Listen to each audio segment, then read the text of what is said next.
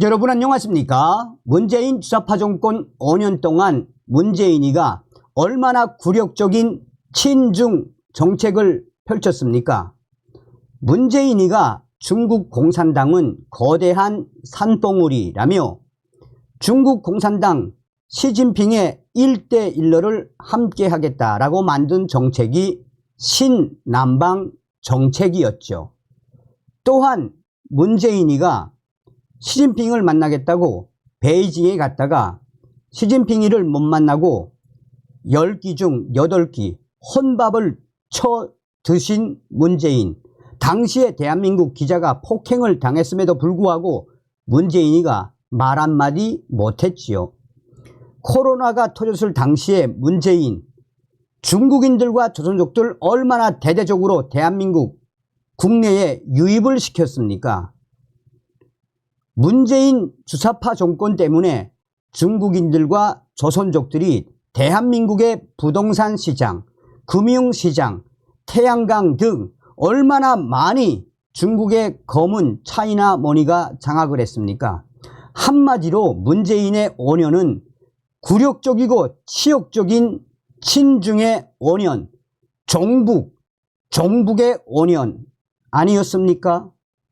자, 지금 국내 중국인들 난리가 났습니다. 중국인 2조 4천억 원 건보 지급, 병원에서 신분증 검사, 중국인 진료 안 돼. 정성산TV 좋아요, 구독, 알림은 큰 힘이 되겠습니다. 후원해 주시는 모든 분들 감사드립니다. 병원에 갈 때 꼭 신분증 챙기세요. 5월 20일부터 확인 의무화. 5월 20일부터 모든 의료기관에서 건강보험을 적용받으려는 사람은 신분 확인 절차를 거쳐야 합니다. 이는 다른 사람인 척 건강보험을 도용해 진료받는 행위를 막기 위한 조치입니다. 보건복지부에 따르면 의료기관에서 건강보험으로 진료받을 때 주민등록증, 운전면허증 등으로 본인 여부를 확인하는 요양기관 본인 확인 강화 제도가 5월 20일부터 시행이 됐습니다. 현재 대부분 의료기관에서는 환자가 주민등록번호 등을 제시할 경우 바로 진료받을 수 있어 건강보험 부정사용 사례가 발생해 왔습니다. 복지부에 따르면 지난 2016년부터 2022년까지 타인의 건강보험 자격을 도용해 진료받은 사례는 약 4만 4천 건.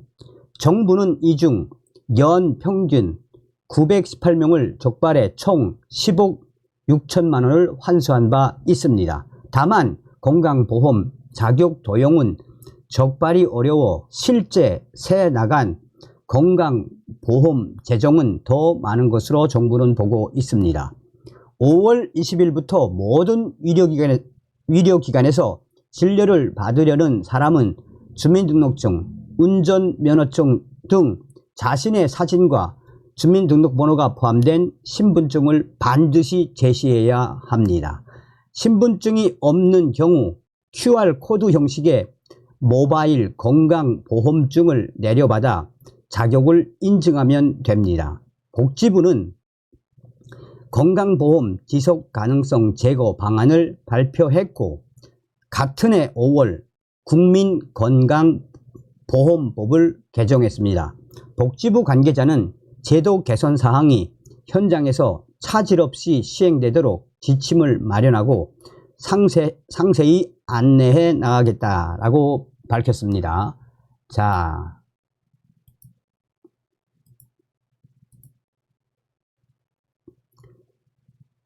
중국인에게 지급된 이 건보 무려 5조 4천억 이제 안 돼.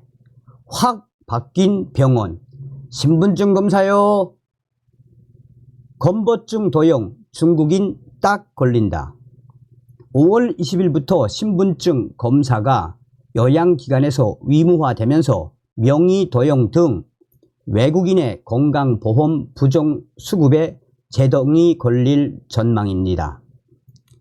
현재까지 병원, 의원 등 요양기관에서는 환자가 단순 정보, 성명, 주거지, 주민등록번호 등 이것만 제출해도 진료할 수 있었습니다. 이러다 보니 타인의 건강보험을 도용하는 등 부정한 방법으로 진료받은 사람들이 늘어났습니다. 한국인 명의나 건강보험증을 도용, 대여해 저렴한 가격으로 진료 혹은 처방받은 외국인도 많았습니다. 지난 2022년 한 해 동안 적발된 부정수급자 586명 중 10.2%인 62명이 외국인 국민건강보험 가입자가 약 2% 뿐이라는 점을 고려했을 때 많은 사람이 불법 의료 쇼핑을 위해 한국을 방문한 것입니다. 특히 외국인 중 중국인 부정수급자 비율이 월등히 높았다는 충격적인 조사 결과가 있었습니다. 지난 2015년부터 5년 6개월간 건강보험 혜택을 받은 외국인 중 70%는 중국 국적이었습니다. 같은 기간 동안 중국인들에게 총 2조 4,041억 원의 건보 재정이 새 나갔습니다.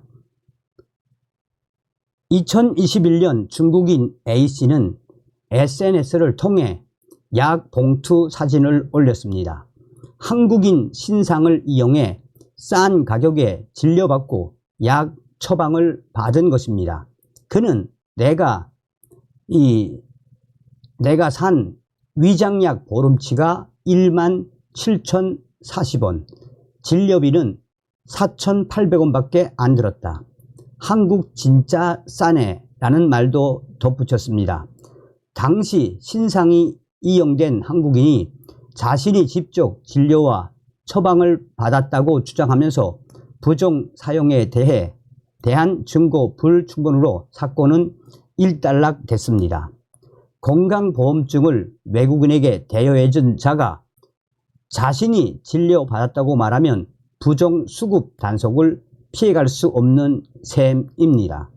또한 2021년과 2022년, 2023년 계속해서 중국인들이 대대적으로 한국으로 의료 쇼핑을 오면서 엄청난 건강보험료가 지급이 됐으며 중국인들은 아예 본인들의 친척, 가족, 일가족 의료 쇼핑이 일상화됐었습니다. 그런데 정부가 칼을 빼든 것입니다. 이 같은 부조리를 막고자